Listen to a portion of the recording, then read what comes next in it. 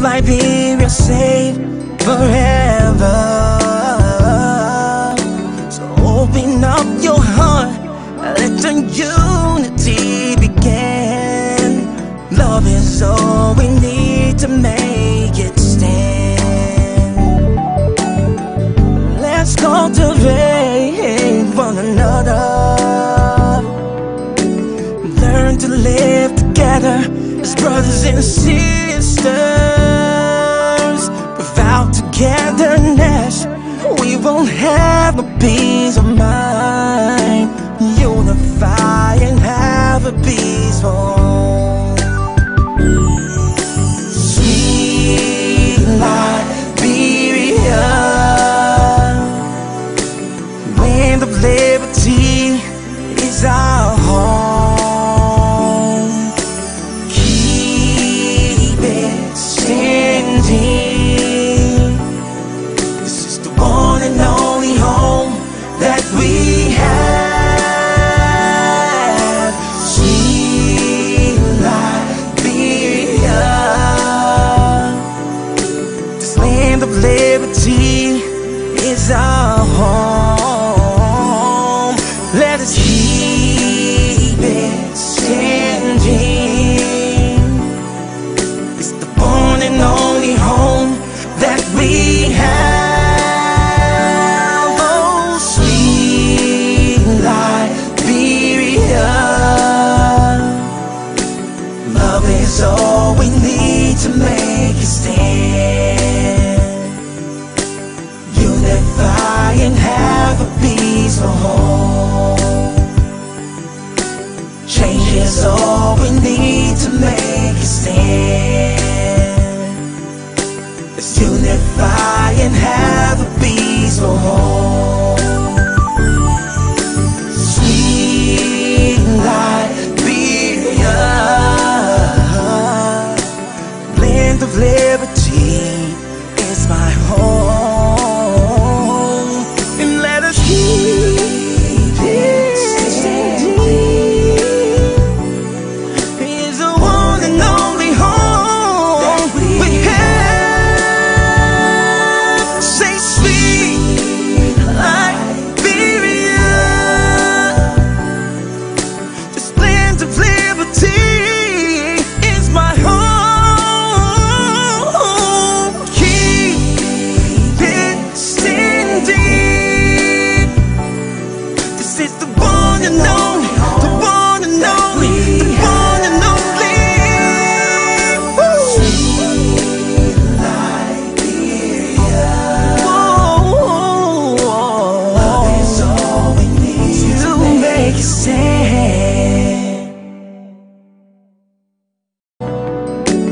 Learn to live together as brothers and sisters. Without togetherness, we won't have no peace of mind. Unify and have a peaceful home. Sweet Liberia,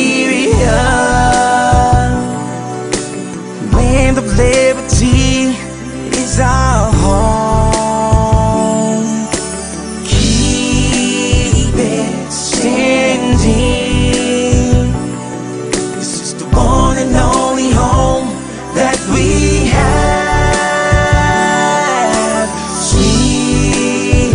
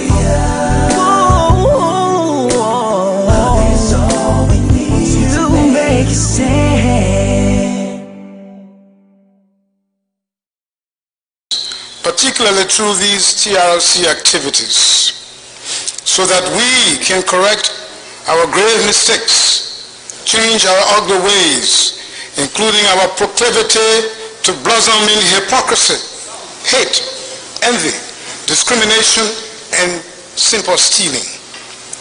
We pray that the people and the government will feel sorry for each other, and that after the TRC closes its activities, there will be more peace for Liberia and no reason to engage in another war. God, please give the commissioners and their colleagues at the TRC the wisdom to realize that they are the drivers in this process, and we, the rest of the Liberian people, are the passengers. And that though we may not necessarily like each other as individuals and groups in this country, we have one destination. We are one nation, and we must get along in order to survive and attain prosperity. May Allah bless us and show the way. Amen. Members of the Commission, ladies and gentlemen, having already submitted nearly 100 pages of interview to the inquiry unit of the TRC in the past several months, I come here today in response to your invitation to discuss with you, like others have done these few days, about what has happened to our country. We congratulate you, the commissioners, for your bold resolve to face the task before you.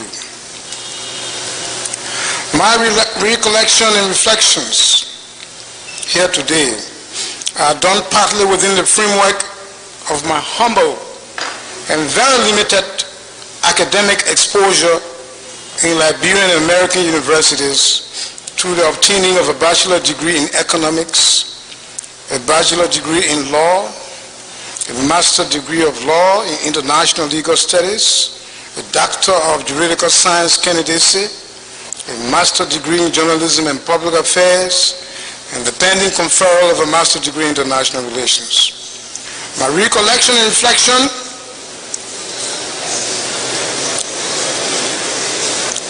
shall also be done on the basis of my professional, political, economic, cultural, military, and personal activities over the past several decades. I shall endeavor to share with you the results of my research and analysis of early Liberian history, tracking down the mindset that destroyed us, the sources of our national financial mismanagement, the disrespect, disdain, and exploitation of our labor force, and how we stopped being a nation of self-sufficiency in rice and usher in a population politically imprisoned by rice. I shall tell you, by the grace of God, what I saw as a youth during the Tottenham administration, and what I observed and did or did not do during the administration of Presidents William R. Talbot Jr. and Samuel K. Doe Sr. I will endeavor to narrate what I also saw during the administration of the various interim governments. Rest assured, I shall share with you information on my role during the war, along with the role of ULIMO, other factions, ECOMOG, the UN missions, specific African and non-African leaders, and other stakeholders. You will also hear from me specifically based on my experiences in normal and critical moments when I served one time or the other as Minister of Information, Vice Chairman of the Council of State or the Collective Presidency of Liberia, Director General of the Liberia Broadcasting System, Press Secretary to the Vice President of Liberia, Benny Warner, as Professor of Communication and International Law at the University of Liberia to the present, in the private sector as Director General of the Liberia Institute for Strategic Studies, representative of the European Union Center for the Development of Industry in Liberia, consultant to the National Bank, now Central Bank, and as a United Nations Development Program consultant during my refugee period in the Republic of Guinea. You'll also hear from me on how, as president of the National Soccer Champions, Mighty Barrow, I learned how sports can bring about unity and reconciliation. I shall let you know what I learned as president of the Lofa County Citizens Association of Washington, D.C., as president of the Lofa County Student Association, University of Liberia, and as chairman of the Student Unification Party at the University of Liberia, where we helped to liberate some of the professors that were summarily dismissed. At this time, let me salute those who have appeared before the commission and told the truth. In some cases, confessing serious wrongdoing. They have appeared knowing or not knowing the guidance provided by the Constitution of Liberia, as well as the tenets of due process provided for under the principles of international law. Article 21 of the Constitution of Liberia prohibits anyone from furnishing evidence against himself. The subpoena power given the TRC requires everyone cited to come forth and by legal extension refrain from saying anything that is not the truth. The subpoena power has the effect of demanding appearance and then compliance with presenting the truth. Where therefore someone came before the TRC and admitted a serious wrongdoing, as in the case of one of the past witnesses, and that individual demonstrates repentance and asks for forgiveness in the name of reconciliation, that individual has accordingly disavowed impunity. For impunity is having the sense of remorse and not willing to adjust one's life and character.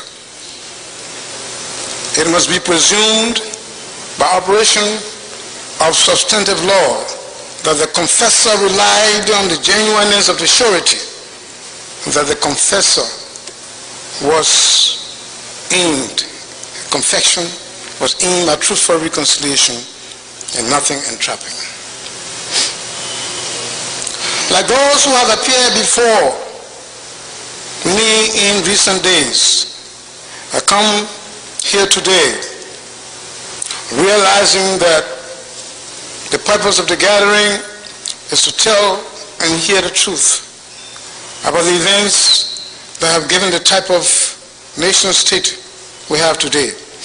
I recognize the need to honestly evaluate our history, truthfully narrate, and present my experiences and my views on what should be the next step in the history of our nation that will be coterminous with functional democracy and durable peace.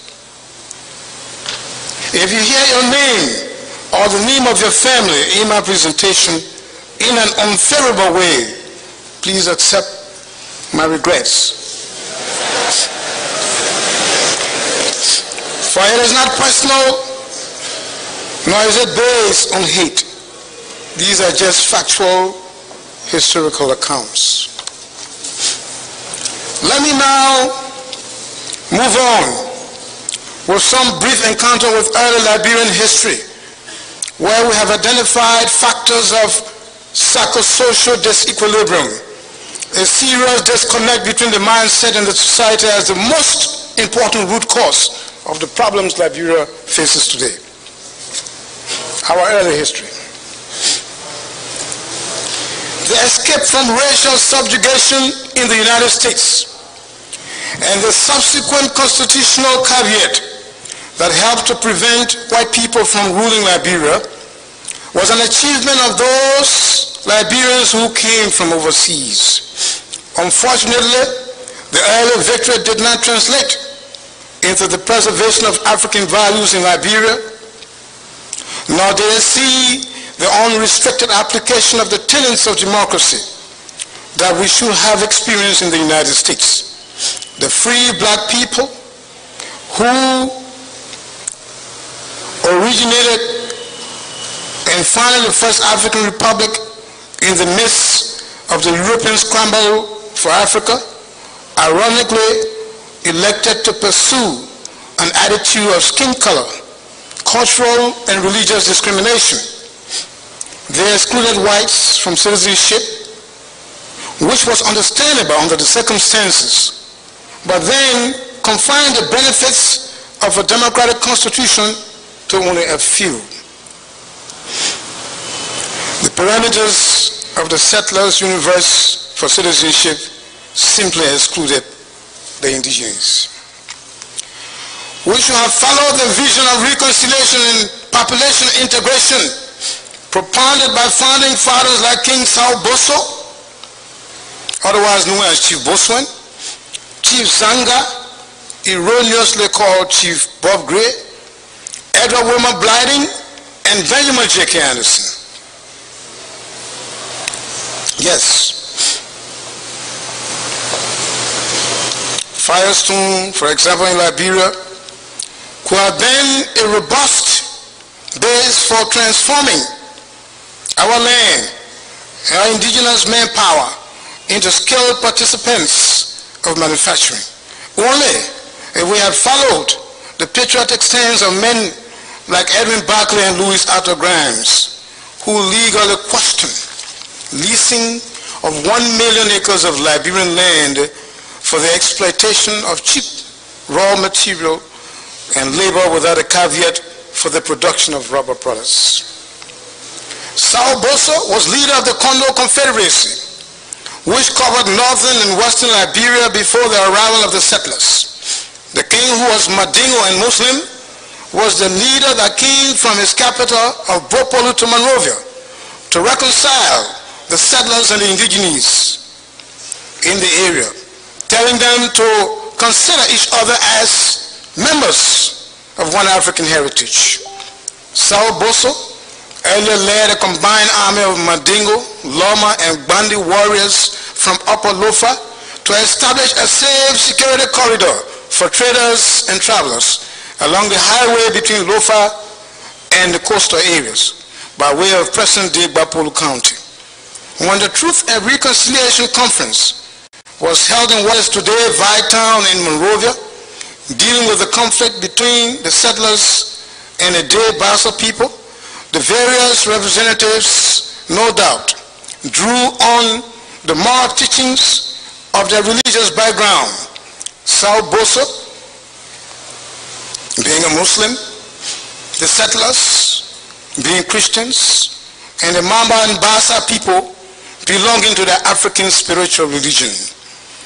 At that conference, a convergence of the principles of three religions and the philosophy of peaceful coexistence certainly may have paved the way for the founding of the Republic of Liberia. Whether the principles of these three religions have translated into a clean system of governance with equal rights can be determined by our presence here today. Sao Boso's ability to put together a confederate-type administration of autonomous chieftaincies spanning the vast territory from the then Tuman River to the coast, from the Lofa River in the west to the Simpoa River in the east, show that it was possible for mutual respect and cooperation to exist among rivals. Sao Boso brought together his rivals in one administration, including Chief Zuro of Wama, who's the grandfather of the late Senator Bodo Barclay of Bon County. The accomplishments and peace efforts of the king were distinctly recognized only 150 years later, when a descendant of the settlers, President William R. Torbo Jr., renamed Front Street in Monrovia as King Sao Boso Street. I was told that another prominent descendant of the settlers at the top of Front Street simply refused to accept the name Sao Boso Street. Yes, indeed, if we had taken practical lessons of mutual assimilation from the Bassa Chief Zanga, who preached the ideals of unity and integration between the settlers and the indigenes, we would have had a different Liberia today. Besides being erroneously called the Bob Gray by the settlers, he was disrespected in some history books in which he was illustrated carrying a bucket of water on his head, though he was being referred to as chief of the Bassa people. Our chiefs don't tote buckets on their heads. Edward Wilmer Bladden was perhaps the most ardent intellectual advocate for the assimilation of the rich African culture among the settlers. He traveled widely and wrote profusely about the virtues and advantages of black people from everywhere, respecting their African roots and how Liberia stood to be a great nation if its leaders will listen. Benjamin J.K. Anderson, a middle-level official in the government, President James Spriggs Payne, believed in the expansion of Liberia by the connecting of the interior people with the coastal settlers.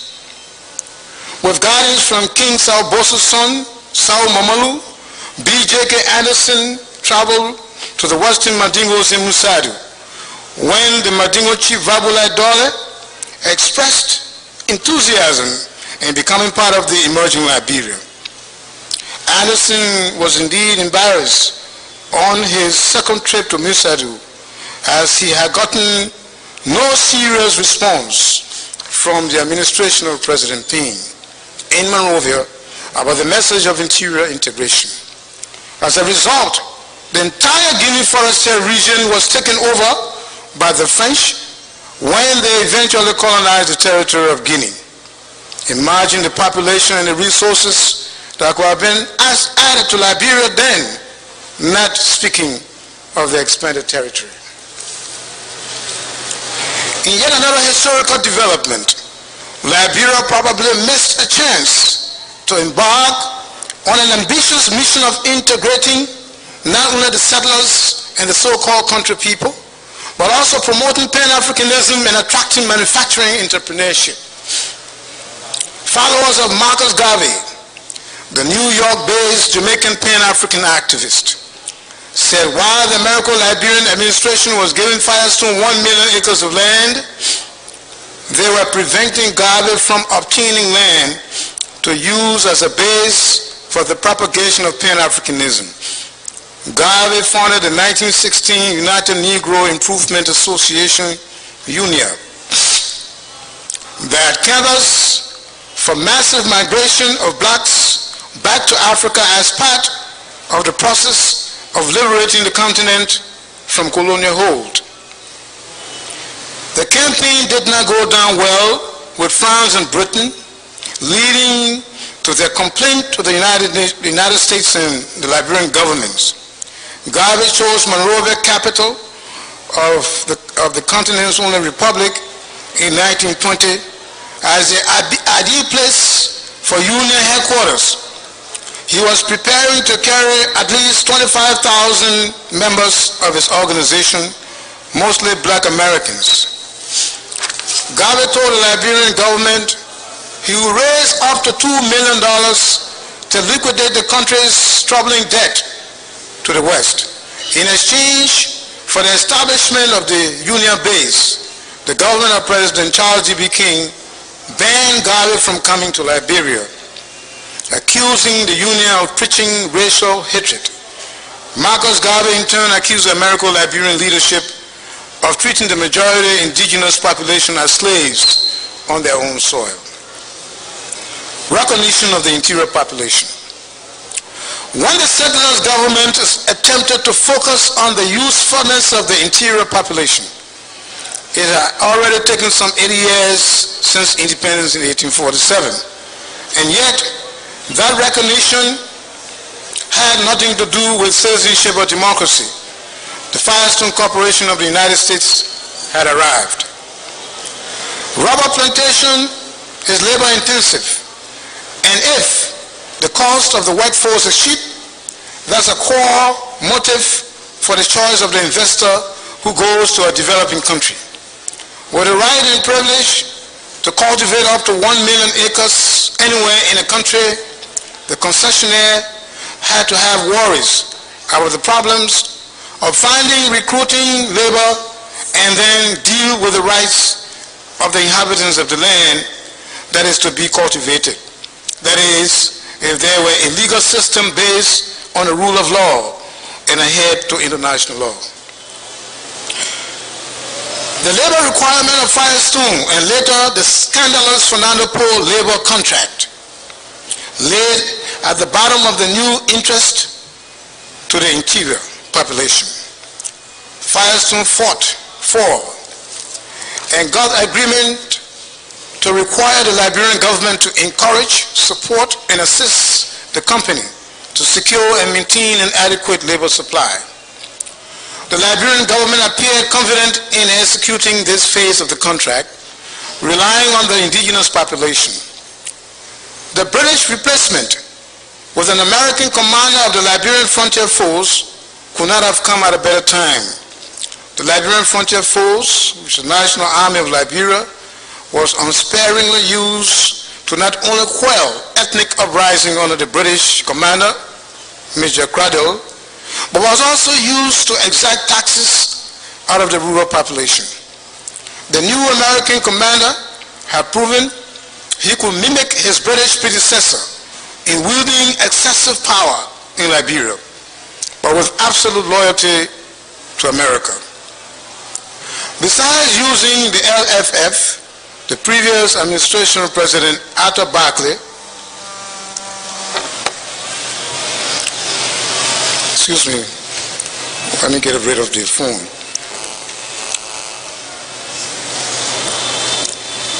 The new American commander had proven he could mimic his British predecessor in wielding excessive power in Liberia, but with absolute loyalty to America. Besides using the LFF, the previous administration of President Arthur Barclay already had a recruitment system in place. Despite the armed conflicts between the government and the indigenes and the external criticism of the policy toward the rural people, Arthur Barclay had initiated an elaborate interior administration in an attempt to regulate the inhabitants.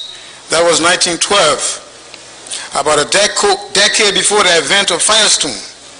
At the top of Barclay's interior structure was the district commissioner, who was officially responsible to maintain law and order and protect the chiefs against exploitation by foreign states and traders. The commissioners, interestingly too, were supposed to encourage farming, though there was no incentive given for production. Perhaps the catch in this reality was that the chiefs were obligated to provide labor for a variety of activities, besides the monthly sacks of rice and tin of palm oil that had to be given the commissioner, a direct representative of the president of Liberia. Villagers and townsmen without pay were instructed to be available for the construction of homes, barracks, and the homes of the district commissioners. They also worked on government farms, which in effect were farms of the commissioners. Few indigenous Liberians lived outside of their community setting. Besides the coastal tribes, some of whose members had become career seafarers, the bulk of the people remained dependent on subsistence farming and rural life, loyal to their families and the chieftaincy. Barclay used this chieftaincy network in his attempt to establish and maintain some control. Firestone began with government guidance and active cooperation, dealing with the powerful chiefs who were reluctant to permanently relinquish their able-bodied men. Except for the coastal seafarers, the more interior tribes generally remain in their localities even if they have fulfilled their obligations to the district commissioners. Firestone set up a compensation scheme for the chiefs, giving each of them 15 cents per month for every worker recruited during the rice growing season from January to June, and then 10 cents from July to December. That sum up to $1.50 per man per year, $1.50. The plantation company, with the full backing of the government, gave quotas to the chiefs to produce workers. With the chiefs being paid per head, they had to produce the required number of workers. A Firestone agent would be sent out to the villages to enforce the quotas. This process bordered on forced labor under the ILO Convention signed by the United States and Liberia in 1931.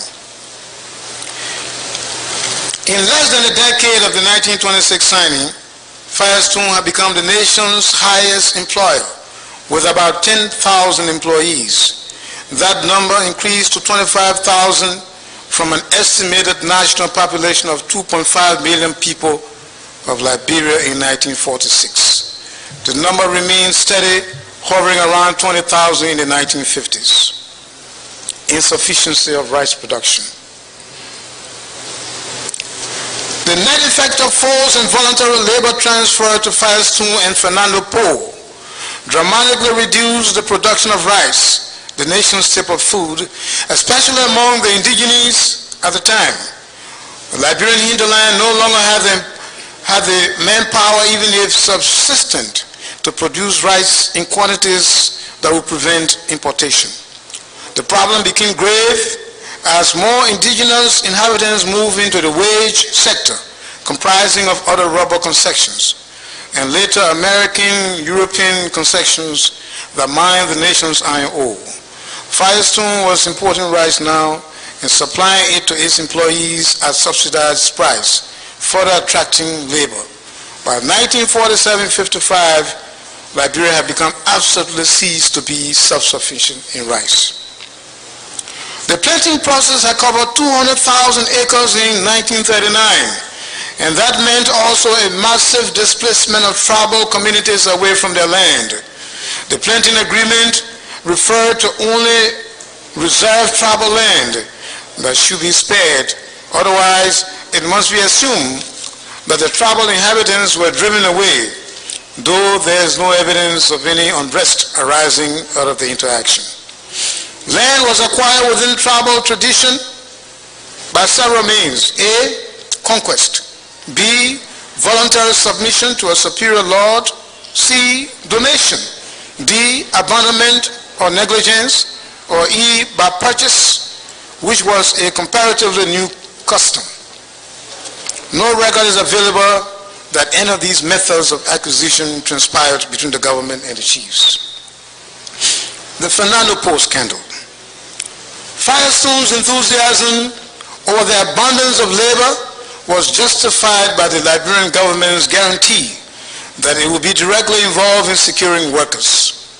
What the government officials did not tell their business guests was that there was already in place a lucrative labor trade where top politicians, with the backing of President C.D.We. King, were exporting Liberian indigenes to Spanish cocoa plantations at Fernando Po off the Central African coast. Despite the financial incentive package, Firestone had arranged for indigenous chiefs to disengage their able-bodied men. The tribal communities were also the pool that had to feed the Fernando Po trade.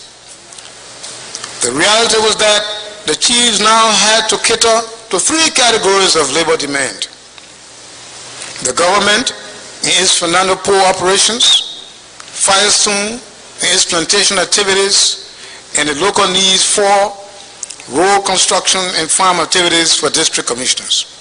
In all of these activities, the average recruit was not making a voluntary decision to leave. The inequalities obtaining were passionately described by an English visitor when she said the Liberian government had, without any notice, pounced upon the tribal chiefs for hot and other taxes. They haven't had no time to prepare payment for these claims in kind. The officers sent up under escort of detachment of the Liberian frontier force not only confiscated their cattle and grain, but brought down as hostages numbers of their boys, quote unquote, who were relegated to work for no payment on the coffee estates for some time in Liberia, and then shipped to Fernando Po, for which the Liberian government received £5 British per head from the Spanish government. And this became the concern of a Harvard University professor in the United States, leading to worries at the U.S. State Department in Washington, D.C. Professor Raymond Leslie Buell said Harvey Firestone was bound to run into demographic impossibilities from his statement that labor was inexhaustible in Liberia, and that it should take 350,000 men to satisfy his plantation requirements. Buell estimated that there were between 300 to 400,000 able-bodied males in Liberia, and it was simply difficult to believe that Firestone would have been capable of placing Liberia's entire adult male population under its control. The validity of Buell's questioning the company's capability to satisfy the plantation labor needs became evident in quiet Firestone complaints that Liberian government officials had begun to undermine its recruitment activities. The Fernando Po affair posed effective competition to the rubber company.